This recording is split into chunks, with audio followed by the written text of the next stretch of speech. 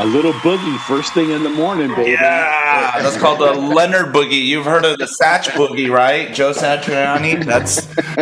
That's the Leonard boogie. Let me turn on. Listen, if you can't get up first thing in the morning to listen to that, you're in trouble. Yeah. You're brain dead, basically. That's right, Hey, exactly.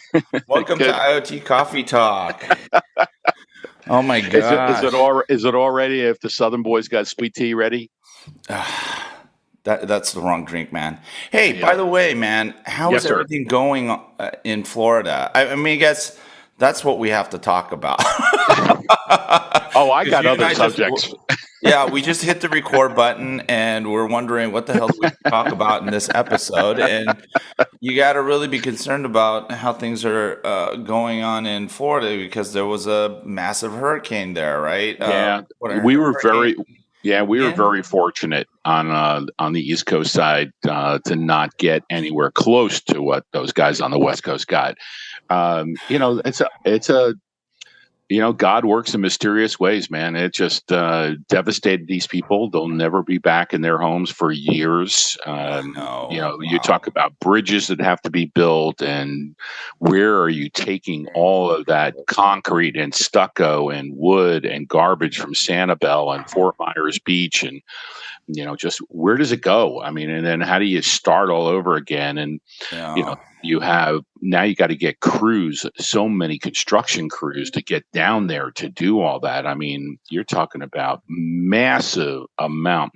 And now what's going to happen, Leonard, and we have this in Florida, we have new Miami-Dade has made the standard for hurricane proofing houses. Mm-hmm. So if you are going to rebuild, just take Sanibel Island and Captiva. Every home has to be certain height above the water line. And the only way you do that is put these pilings into the ground. Yeah. And if you have ever been in a neighborhood that's being built near the water where they're doing that, all you're hearing all day long is boom, boom, boom, with these pilings going into the ground.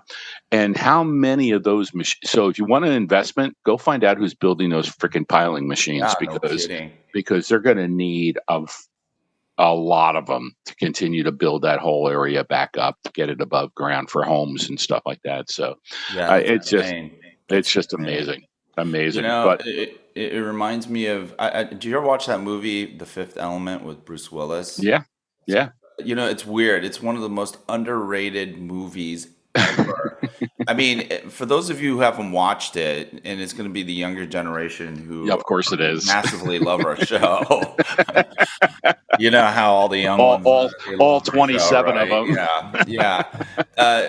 You have to check out the movie. Number one, stylistically, it's amazing, incredibly well done, just amazingly creative as well. But I forgot the name of the guy. I think his name is Zor or Zoran or whatever Zoran. is I think it's Zoran. he's like sort of this human. He's a conspirator against humanity, basically. And one of the things that he says or demonstrates to this priest is how chaos creates opportunity, and I don't know if you remember that scene. He had like a cup and he flicks it off of the table and it breaks, and then he goes, all this activity, and that's the I don't know, tragic and ironic thing is that you have to rebuild, right? And that's where oftentimes opportunity lies. And but again, it's now we got an insurance nightmare, right? Because we have had hurricane insurance and flood insurance and wind insurance, and just like mine. I mean, my house, I'm on the beach, and it's you're constantly every year making sure, because the values of your homes have gone up so much, right? So where I had my homeowner's insurance, like 2 years ago or a year ago, valued at a certain level, well, the prices of everything have gone up. The value of my house has gone up. So you better figure out how to pay for that extra gap of it, or you're not going to be able to replace the house that you have. Right. So so there's a lot of other issues that are going to be coming out of this that are going to have to be addressed. But you know what? that's the risk you take of living at the beach. I mean, it just I know. Well, but and then I had another conversation with somebody. You know what? It doesn't matter how well you are prepared, say from sensors and buoy sensors that are out there measuring the wave heights and the wind height. It doesn't freaking matter. That thing is coming. A sensor don't matter anything. Thank you for the warning, but those sensors are somewhere in the Everglades. Oh yeah. And I think really. All you really have to do is just call the International Space Station. Say, hey, you guys see anything weird out there near Florida? And then they'll tell you. You don't need sensors. That's right. I don't think you could miss a hurricane that size. But obviously, sensors are vitally important because yes, you cannot stop the hurricane, but you can get early warning, and I think that's like the gist of IoT in many use cases, not all. And I think that may be a misconception, because I think one of the things that we do in IoT is get fixated on certain use cases and applications or solution pattern types, and that's not necessarily the limitations of this concept of IoT. I don't know if that's something that you see, Steve. Sort of this siloed thinking, because people come from a certain, maybe let's say, industrial background. They're just used to measuring things, right? And not necessarily looking at the entire closed loop. Or actually, let me take that back. A lot of folks, the old school industrial folks, think of it in terms of closed loop. They have for a long time. It's just I think a lot of the newbies in the IoT space are the ones that don't get it. Well, you bring up a great point about industrial, because there are people that are just worrying about processes and machines and things like that, and they never think about the rest of the program. Hi. Oh my gosh. Welcome. Hey, do you guys know each other, by the way? No, I do not. Okay. Well, Andrea, meet Steve. Steve, meet Andrea. Andrea is just a phenomenal individual. She has this long legacy at Ericsson, but she is an engineer. She's representing, and she's a wonderful part of our diverse group of folks here at IoT Coffee Talk. And whenever she comes on, we love it. And Andrea, this is Steve. And Steve he's like one of the godfathers of IoT, and he is the ultimate like BD guy. You want to know how to go to market, this is the guy to go to, and he's one of these amazing individuals that he has all these cogs in his brain that most people don't, that can concoct all these wonderful ideas, and he advises a lot of companies in how to get their act together to actually make something happen. It just means I've been doing this damn thing too long. Well, thank you, Leonard. That was a very, very nice introduction of me. And I'm very happy to meet you, Steve. It looks like it's my lucky day. There you go. With apologies for dialing late. I was totally on time here, and then my phone rang, and it was a doctor's office, so you know how it goes. Can't miss those. You look wonderful. What is that icon on the? It's left over from my last course at Columbia. Really? I mean, it's almost like a superhero emblem. It's something that. I need to take it out. It's a symbol of Columbia University. I need to take it out. It looks like a 4. It does. It looks like a weird tree or like an antenna. Yeah. Or a sailboat with a reflection. Oh, I think she froze. I don't know. I took another course at Columbia. It is interesting. I mean, that's why some of these graphic designers get paid the big bucks. They come up with stuff like that. Yeah. So can you hear me? Yeah, we can hear you now. Yeah, so I took another course at Columbia on digital health. My pivot to digital health. I'm still in it after a year of learnings. So I took another course on digital health a couple weeks ago, and I forgot to replace the background. But I interrupted you. Steve was talking when I called in. So. Oh, no. You know what what were we talking? We were talking about sensors. Everybody interrupts on IoT Coffee Talk. Yeah. I had to leave my house for just a little quick fixed doctor appointment. And then as I was coming home and thinking, I'll make the call, I'll make the IoT Coffee Talk today. I've been out of the country for 2 months. When I drop off, that's what happens. Yeah. So different time zones and all that. As I was walking in, I'm thinking again, so sensors. So do we need hardware engineers? Have I revised my view of whether we need more hardware engineers or not? As I was just walking from my garage to the computer. Oh, really? That's what I was thinking of. So I'm really glad to see an IoT expert with us. Oh, yeah. Well, we're all IoT experts.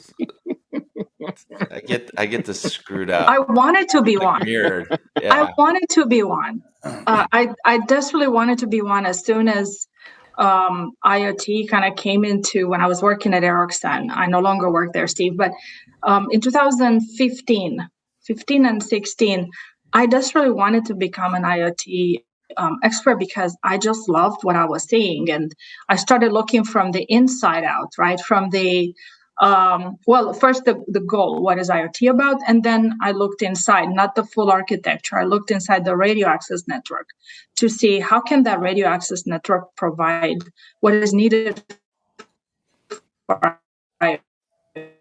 Uh-oh.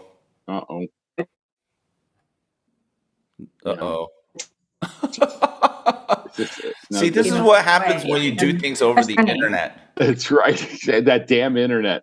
Yeah. Yeah. Al Gore does not have that. Yeah. Oh my God, Rob. Oh geez. Now it's going to be pandemonium. All downhill from here. He's on his phone. What's up? All right. Gonna be the guys?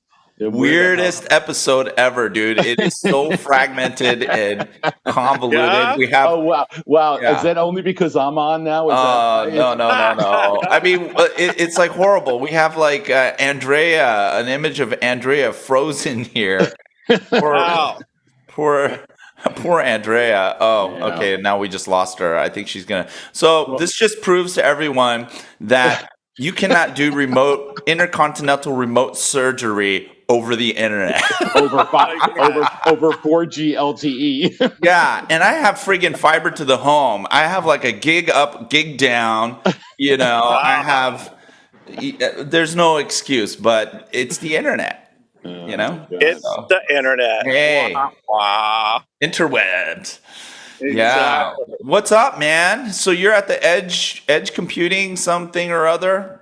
Yeah, I'm at the edge computing something or other. Yes. Yes. Is that the Topio? It is. Our friends at Topio. Yeah, Philippe and Gavin. Oh, yeah. I would have loved to be there. Yeah. Yes, it's the edge version of IoT world, basically, And so, so far so good. It's kind of split among 4-ish kind of major tracks. They kind of have this enterprise track. They've got developer. There's stuff for retail focus. There's industrial focus. Jason Shepard's here, kind of leading the industrial side of things. Don, we said hello. Well, and then there's the whole ag tech thing in parallel as well. And so yesterday I split my time between the main enterprise thing and the ag tech stuff, and so took lots of notes. I learned a lot. There's a lot of great folks here, really? A lot of great insights. Yeah, it was really good, absolutely. Yeah, and then ag tech as in agriculture. Yes, that's right. Yes. Yeah, wow. and so I probably spent half the time at the ag tech side, and Nancy was moderating a couple of the panels on the ag tech. Our good friend Nancy Shimoff. Yes, and there's the train, because I'm obviously by Levi Stadium here. Maybe I'll go inside. Who knows? anyway, yeah, great stuff. And we can't get in yet, I guess. Okay. This is like me, like at MWC, man. Right. I just thought I was like go a freaking horrible vlog. Hey, Rob. Rob getting lost. All right, new people. This is one of the guys. This is Gavin Whitechurch. He's putting on the event. Oh, hey, Gavin. Hey, Gavin. Yes. What's going on, Gavin? Yeah. So you going out live at the moment? We are. Well, no, we're recording on YouTube. Okay. So yes. So you're famous later. Now, whether you like it or not. He was famous before. We recognize him. Exactly. I was just giving them the rundown of yesterday and all the different tracks and everything. Yeah. It's been a good event. Rob had his Hollywood moment. Gave out an award. I gave out an award last night. Woohoo! There's some great startups. Yeah, that was really cool. Yeah. We had a lot of really good startups. So Crux OCM won Edge Startup of the Year. We had Edge Innovator of the Year was... One of them was De-Risk. De-Risk, that's right.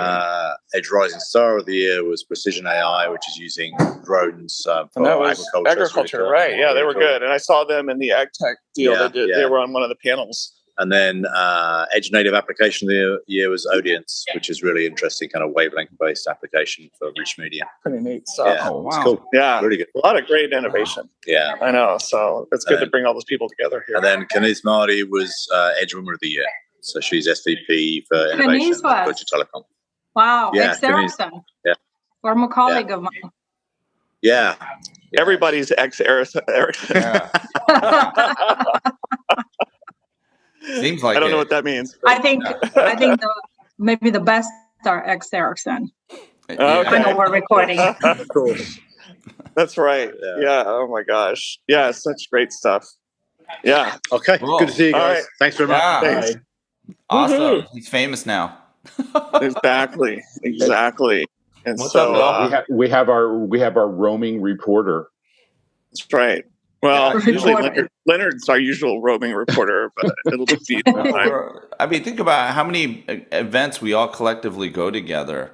Together. It's like a lot of stuff, and then we're now starting to meet up with each other post-pandemic. And for those of you who are new to our show, I mean, we started the show during the pandemic, at the very beginning of the pandemic, because they canceled MWC, and a bunch of us had intended on getting together at our favorite restaurant, Sarah 23 in Poblasek, which apparently is not the greatest part of town, according to Mark Poos.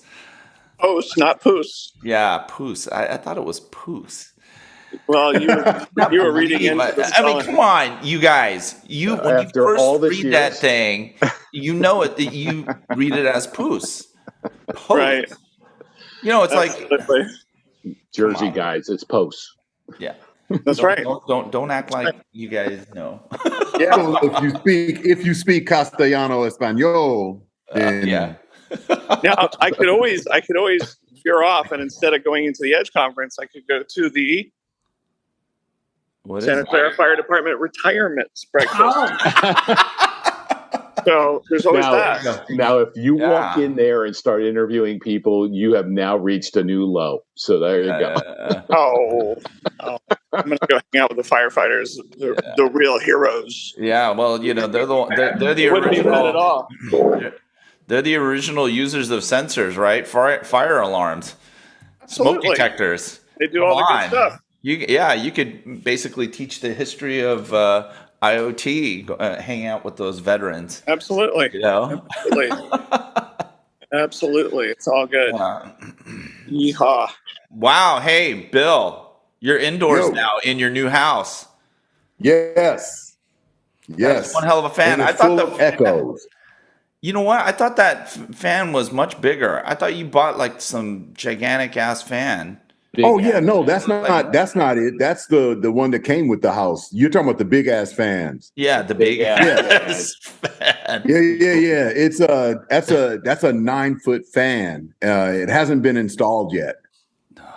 That is the greatest name of a company in history. I mean, absolutely. Everybody knows the name of that company. It's unbelievable.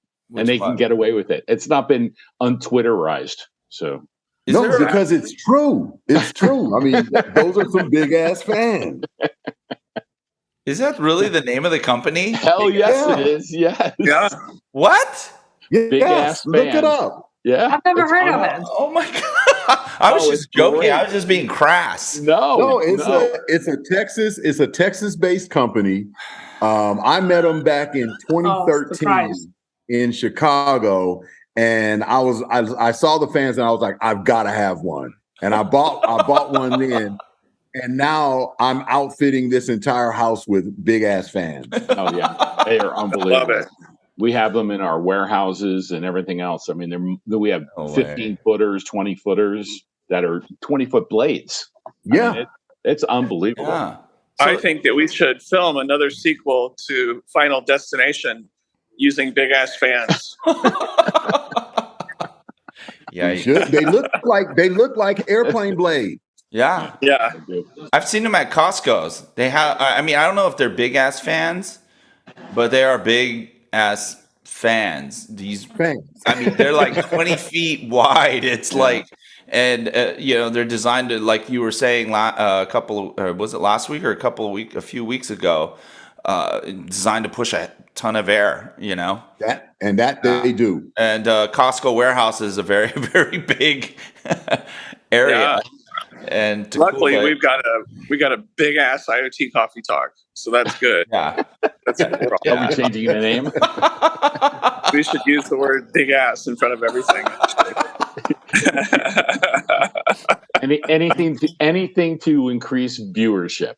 Yeah, exactly. Well, that's what we need. We need big ass viewership. Do you guys know the comedian Ismo, the Finnish comedian Ismo? Of course not. Who's he? Oh, he's amazing. He's in California. He's amazing. He's so funny. And one of his shows is about the word ass. And he says that's the most complex word in the English language. So go watch it. Oh, okay. It's used so often, isn't it? For so many. It's so funny. It's so funny. Yeah, like most definitions in the dictionary have like multiple meanings. That probably has so many meanings. It probably has like at least 40, 50 sub-entries, Yeah. You're right. Yeah. It's a... Yeah, I mean, you can write a whole 2-hour comedy skit on that. One of the things he says is, okay, so it got so many meanings. It's the most complex word in the English language, and so you could say that it's those assholes. Yeah, you need to get rid of. That's a great way to. Yeah, I'll punch in right before you said that. Well, actually, let's dive into this a little bit, Leonard. What you have a computer? Your computer you're currently using has Norton antivirus on it. Yeah. Is that on your Mac? Yeah. Do you feel it's totally necessary? No.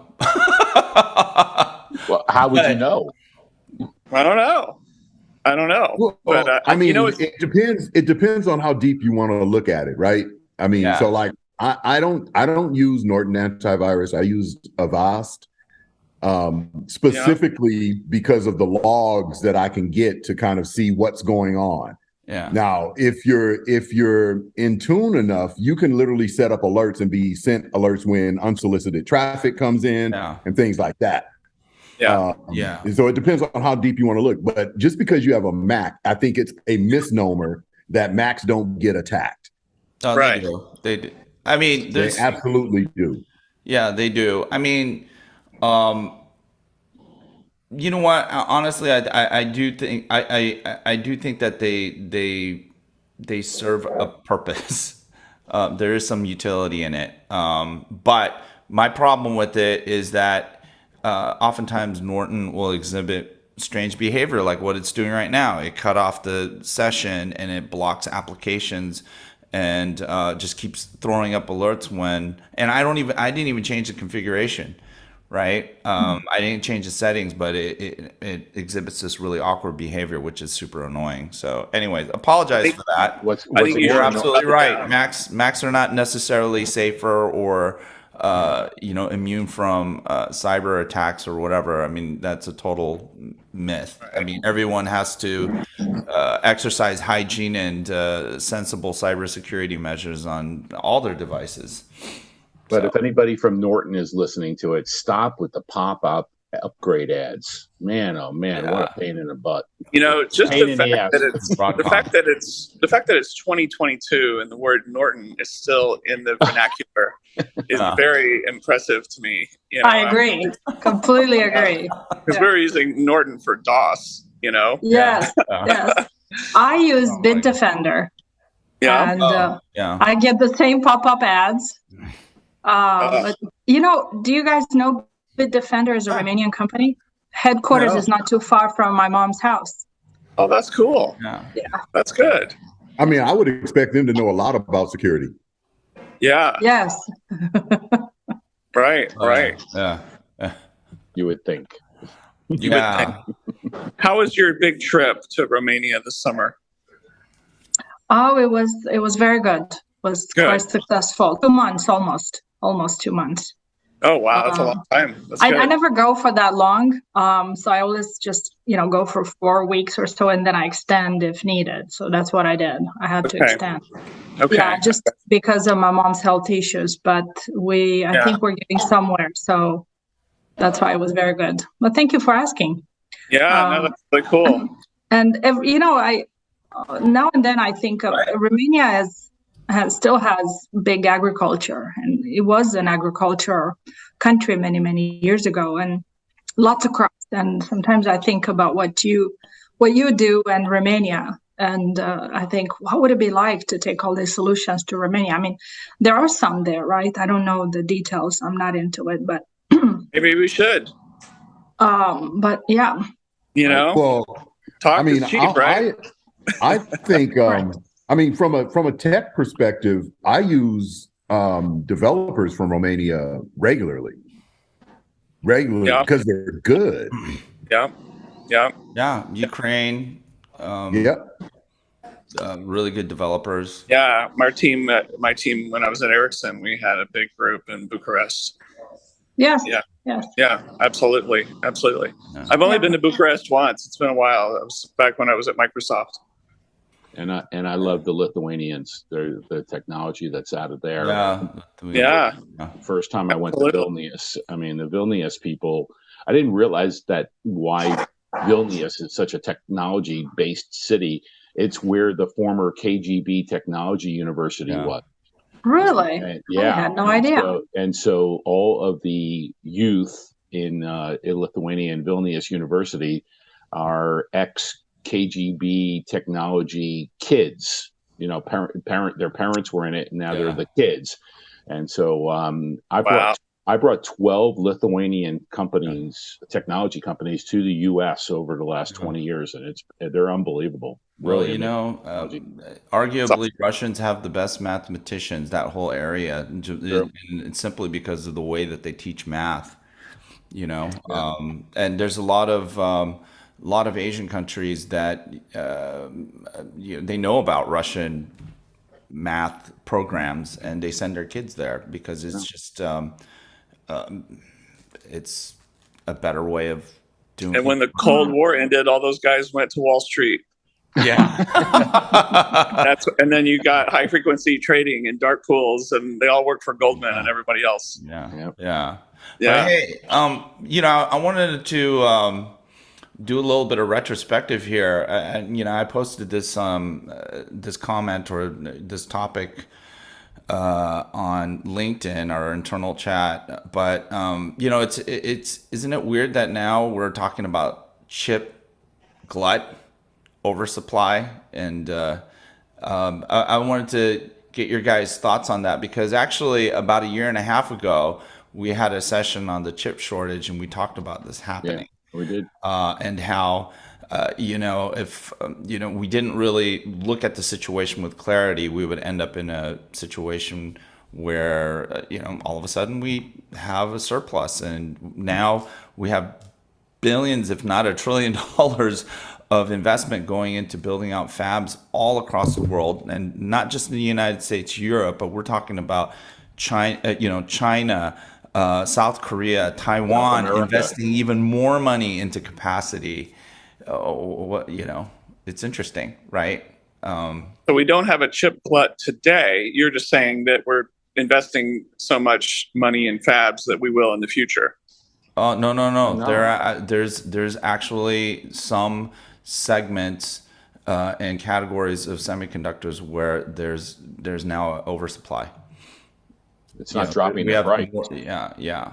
It's not dropping. But no, it's curious. I wanted to throw that out there so that you guys can react to it and share what you guys are seeing out there. Because, Mark will tell you that there's still a shortage. It's tough to get chips for modules and XYZ. It is.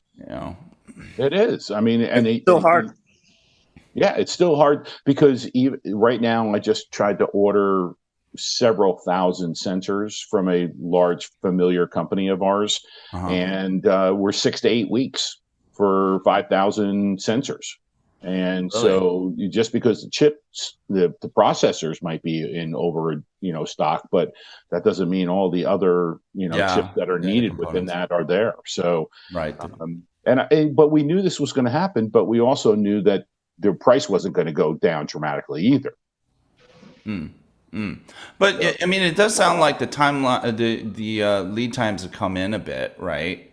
On certain things, certain things in the IoT spaces. That's cool. I mean, we're finding router gateways and access points and LoRaWAN gateways and things like that are readily available. And there's an overstock situation on LoRaWAN and Helium boxes right now. But, long term, these sensors are still behind. Yeah, that's really interesting. Yeah, and that's a lot of the more of the legacy node type components. So interesting. Steve, anything particular about the sensors, like if you can say that you're referring to that still have shortage? Multi-purpose sensors that have a variety of different use cases inside that sensor. So you may have a temperature humidity chipset that's available, but you don't have a water leak sensor readily available. So there's parts of sensors that are delayed from a chipset scenario. All right. But isn't this really? I mean, I kind of feel like from an economic perspective, we knew it was going to happen. We just didn't know in what sector it was.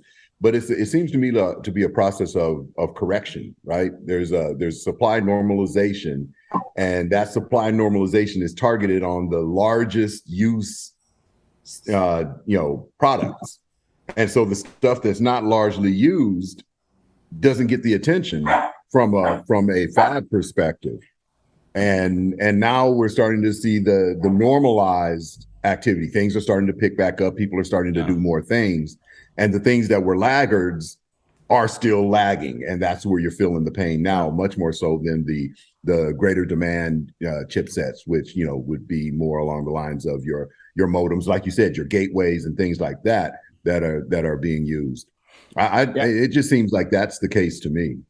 And Leonard, the other thing, part of that article, when you look at the automotive industry and you look at how many chipsets and processors are inside an average car and how long the delays have been to adequately supply them, it goes hand in hand. If the car inventory levels can continue to rise dramatically, then you know that the auto industry is getting the chips and the processors that they're looking for to get into cars. So that is probably the biggest driving, customer facing notice that you'll see on a glut of processors. If the cars are coming off the line and they're on the lot, then there's an issue. Well, that's an interesting comment, though, right? And I think for the IoT world universe, there might be a glimmer of hope, right? Because I mean, think about it. If there's a glut, then there is downward pressure. You're going to have a lot of folks wanting to get rid of their inventory, right? That's piling up, or there's going to be capacity that's chasing markets, and it'll have to be priced at a discount to find those markets, right? So, I mean, going forward, so if we're to use this episode as a checkpoint, you know, I mean, what do you guys think? Do you guys think that we're looking at brighter times ahead for the IoT, given that a lot of what we're trying to do in the IoT space is, you know, drive that cost efficiency and low cost factors into the products and solutions, especially from a hardware perspective, right? Well, I mean, follow the initiatives, right? And when you know again, I would go back to the whole infrastructure bill and what that's going to be looking for. You follow that, and I think you'll see where things start to pick up as money is starting to be released for these large projects. You'll see that ramp change. Mm-hmm. Yeah, you're right. And I just stayed up late last night because I'm giving the keynote at the Get Wireless annual partner event down in Cabo, St. Lucas in 2 weeks. And painful. Yeah, you know, I'm going from lovely St. George, Utah this week playing basketball in the World Senior Games to Cabo, St. Lucas the following week.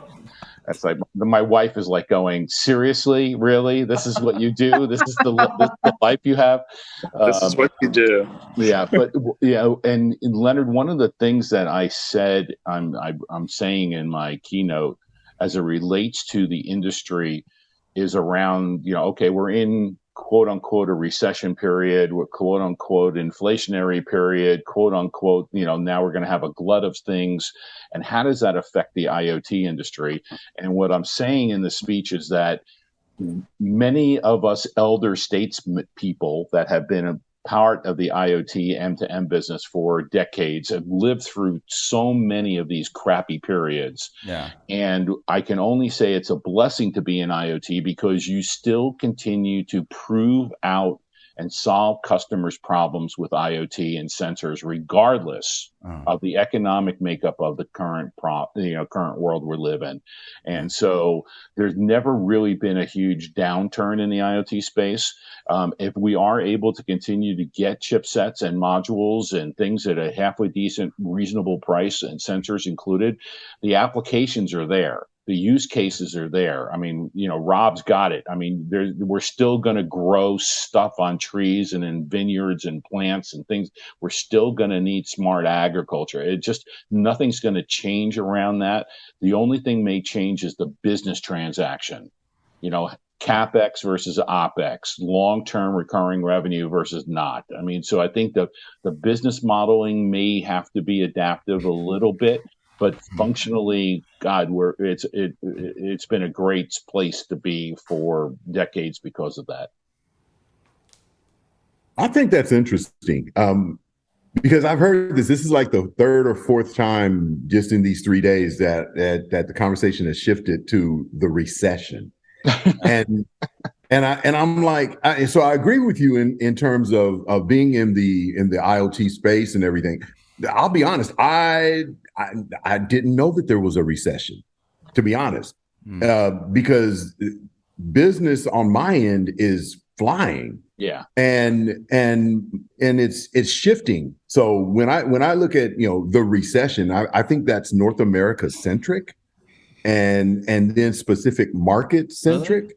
Yeah, because I mean, look, I did a presentation for the USAID last week, Indonesia, and the money is it. Yes, there's recession. No, they have significant problems now in North America. We may have tried to address and are actually addressing some of those challenges, but over there they're like, look, we need help.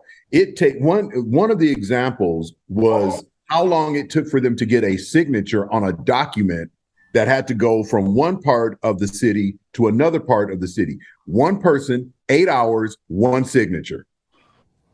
Because on a scooter. Because of traffic, because of congestion, because of process. And when we talk IoT, I think we're missing the larger point of the digital transformation element of it, which includes people, process, and tech. Yeah.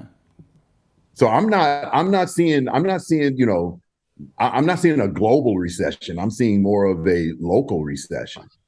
You know what, Bill, and I don't disagree with you. I think that there are, and a lot of it is here, right? Oh shit, I'm hearing about recession. I can't spend the money to do this or that. So I think you're on the right track there. Our business is the same way. I mean, it's just, the day does not go by with with more opportunities coming our way. So I agree with you. I just think that when it gets down to that small, medium-sized business area, that people are being extremely cautious, and they're not necessarily deploying as fast and as rapidly as we would like them to, or think they should. I keep getting these friggin' pop-ups, guys. You and your pop-ups. Friggin' annoying as hell. Norton, get your act together. Jesus. Come on, Broadcom. Huh? I agree with you. They're pop-ups all day long. Friggin' what the hell? I'm telling you, I don't get them. With Avast, I don't get them. The only pop-up I get from Avast is we updated your security, your security profile. And that is it. That's because every single day there are a number of critical vulnerability exposures. And if your antivirus is not updating daily, please believe that's why you're getting those pop-ups. Yeah, it does need to. You need to get the new virus definitions downloaded every day for sure. Yep. Absolutely. Are they supposed to do that automatically for the subscription? Yeah, it should, but you have to trigger this manually on Norton. So maybe the product managers at Norton Antivirus need to listen to this episode. We'll tag them so they can watch. Oh my god! For those of you, the 5 of you that are on Windows, you just get you get Windows Defender for free from Microsoft, and it does all that stuff for you every day. Also. Yeah, I'm often telling people, don't buy something else if you're running Windows. You get it for free, and there's a firewall already built in the OS. Yeah, well, I mean, Mac OS has a built-in firewall too. So, I mean, it has, Apple's not going to be behind in Windows, or at least it'll attempt not to be. But I don't know. That's why one of the reasons why I wonder whether or not this Norton thing is even worth it. I think so. Your desktop or your laptop itself, that's one thing. I think that's part of being at home or working from home and all of those types of things. Yeah. You got to go from endpoint to your router to your modem. I mean, you've got to literally have layers of security in there. I mean, firewalls, great. People can punch holes in firewalls. Yeah, or they can expose intentionally. Yes. Firewalls. Yeah. I don't know. But anyways, it's super annoying. Maybe we'll call this the Norton Get Your Act Together episode. Get your ass together. Get your ass act together. Yeah, that's right. Jeez. Exactly. All right. Yeah. Hey, so Rob, what do you have going on today? What's your big plan? And then I got a jam, so we'll have to wrap this up unless somebody wants to take the helm. This morning, I will find a way to talk about digital twins and the edge and basically everything else and use cases like industrial and ag all in one session. Oh my God. I know. You're gonna boil the edge ocean. Yes, that's exactly what 30 minutes. Boil it. Yeah, because it's not, it's another one of those deals where I like have a typical hour-long keynote presentation that I have to do in half that time. So it'll be like speed reading or something like that. No, Make sure you announce your Texas digital twin over here. I will. My digital twin is in Dripping Springs. That's right. Yeah.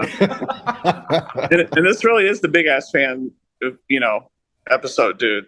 Make no mistake, it's not the Norton episode. Okay, the big ass fan. Yeah. Okay, big ass fan episode. So next week we should talk about Rob's observations from the conference. But we should talk about the edge in general. Yeah, sure. What's the state of the edge? That would be cool. That'd be there you go. Yeah. All right. Okay, cool. So who wants to take us out? Someone with a good connection. I'll do it. Okay, so hey, our IoT Coffee Talk friends, thank you so much for making it this far. I know we had technical difficulties. We had a highly fragmented conversation, but it's all about big ass fans of IoT Coffee Talk. If you didn't have big ass fans, you would not be able to have little ass fans. Costco. Think about that. Only on IoT Coffee Talk. Can you go down this road so fast? Share, like, comment, opine, share your thoughts. I mean, come on. There's got to be something in this episode that piques your interest, that gets you to say, I got to say something. Exactly. So say something. Say something. Say something. Yes. Also, remember, on a weekly basis, in addition to listening to us, make sure not to forget to do Scandisk and defrag on your PC. Okay? And you might need to do MemMaker if you keep having some crashes. So give that a try. Exactly. And finally, before we sign off, we're approaching the end of the year. It's time for those tax write-offs. Okay? Time to make your charitable contributions to www.elevateourkids.org. That's right. Yes. Why? Because sponsor one or two kids. Come on. Yeah, come on. What's wrong with you? What else are you doing? Yeah, with your money. That's right. Let's not just talk about ESG. Let's not just talk about digital divide. Let's do something about it. You hear me? Do something. I need every one of you right now to go on that site and donate just $300. Yeah. That's going to get one kid a laptop and a little hotspot Wi-Fi LTE thing, maybe 5G, so they can be connected and so they can do their homework and stay connected with school. Is it only for kids in Texas? No, everywhere. No. Yeah. And, we're equal opportunity helpers. Yeah. Awesome. Exactly. So with that, we're going to sign off, and we will see you next week on IoTCoffeeTalk.com. Bye. Have a great week. Have a great week, everybody.